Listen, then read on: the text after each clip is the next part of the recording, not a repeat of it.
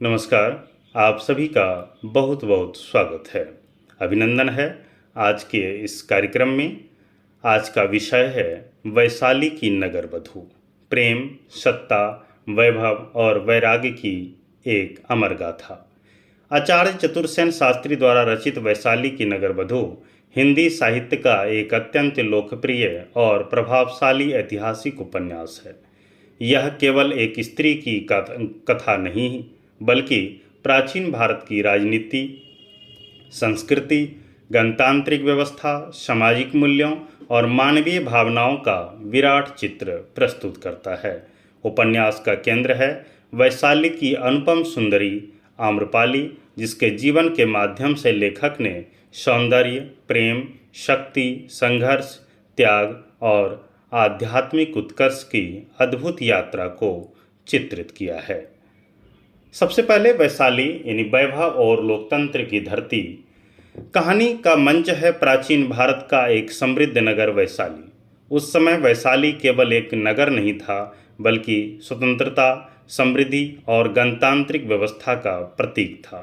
यहाँ लिच्छवी गणराज्य का शासन था, जहाँ राजा की निरंकुश सत्ता के स्थान पर गणसभा और परिषदें निर्णय लेती थी। वैशाली की सड़कों पर व्यापार की चहल पहल थी, राजमार्गों पर रथ दौड़ते थे, महलों में उत्सव होते थे और कला संगीत अपने चरम पर था। लेकिन इसी वैभव के पीछे राजनीति की जटिल चालें, सत्ता, संघर्ष और व्यक्तिगत महत्वाकांक्षाएं भी छिपी हुई थी। आचार्य चतुरसेन ने वैशाली का ऐसा जीवंत चित्र खींचा है कि पाठक स्वयं को उस युग की गलियों में घूमता हुआ अनुभव करता है। आम्रपाली का जन्म और अद्भुत सौंदर्य के संदर्भ में पहले समझते हैं। कथा की नायिका आम्रपाली का जन्म रहस्यमय परिस्थितियों में होता है। कहा जाता है कि वह आम्र वृक्षों के उपवन में मिली थी, इसलिए उसका नाम आम्रपाली पड़ा। बचपन से ही वह असाधारण रूप सौंदर्य की धनी थी। उसकी सुंदरता ऐसी थी कि लोग उसे देखकर मंत्र मुग्ध हो जाते थे, लेकिन उसका सौंदर्य उसके लिए वरदान से अधिक अभिशाप सिद्ध हुआ। जैसे जैसे वह युवती बनी, वैशाली की प्रतिष्ठित युवक, राजकुमार और सामंत उसके प्रति आकर्षित होने लगे। अनेक लोग उसे प्राप्त करना चाहते थे। धीरे धीरे स्थिति इतनी गंभीर हो गई कि उसके कारण समाज में संघर्ष और वैमनस्य की संभावना उत्पन्न हो गई।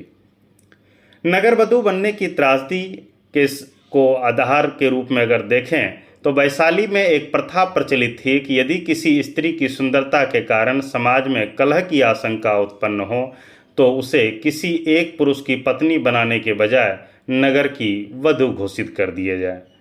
आम्रपाली के साथ भी यही हुआ।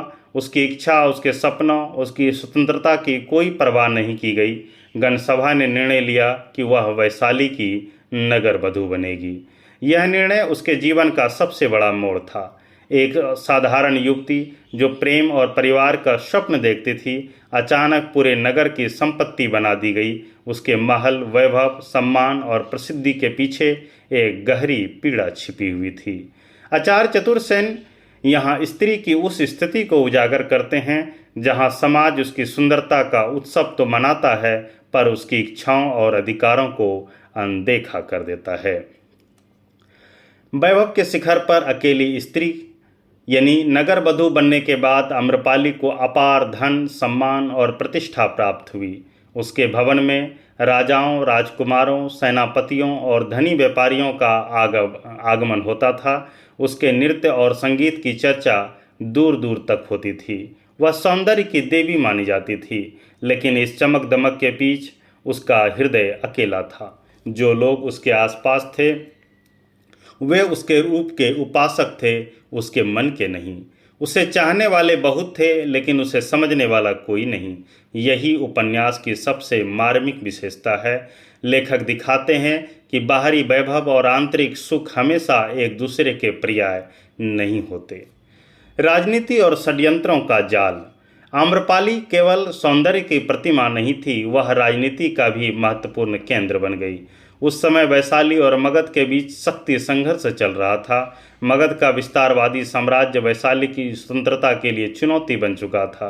राजनीति राजनीतिक नेता, सामंत और शासक वर्ग आम्रपाली की लोकप्रियता और प्रभाव का उपयोग अपने अपने हितों के लिए करना चाहते थे। उपन्यास में राजनीति की अनेक परतें खुलती है।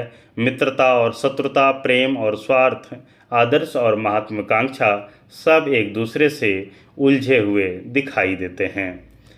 प्रेम की खोज के संदर्भ में अगर देखें तो आम्रपाली का जीवन केवल सत्ता और वैभव तक सीमित नहीं था। उसके भीतर एक संवेदनशील स्त्री भी थी जो सच्चे प्रेम की तलाश में थी। वह ऐसा प्रेम चाहती थी जिसमें अधिकार ना हो, स्वार्थ ना हो और छल ना हो। लेकिन उसके जीवन में आने वाले अधिकांश लोग उसके रूप और प्रसिद्धि से आकर्षित थे। इस कारण उसका हृदय बार बार टूटता है। वह समझने लगती है कि संसार में आकर्षण और प्रेम में बहुत बड़ा अंतर है। आकर्षण क्षणिक होता है जबकि प्रेम आत्मा को स्पर्श करता है। उपन्यास में वैशाली और मगध के बीच बढ़ते तनाव का विस्तृत चित्रण मिलता है। राजनीति, षड्यंत्र, सैन्य रणनीतियाँ, कूटनीति और सत्ता की भूख कहानी को अत्यंत रोचक बना देती है। आचार्य चतुर्सेन केवल प्रेम कथा नहीं लिखते बल्कि पूरे युग का इतिहास रचते हैं।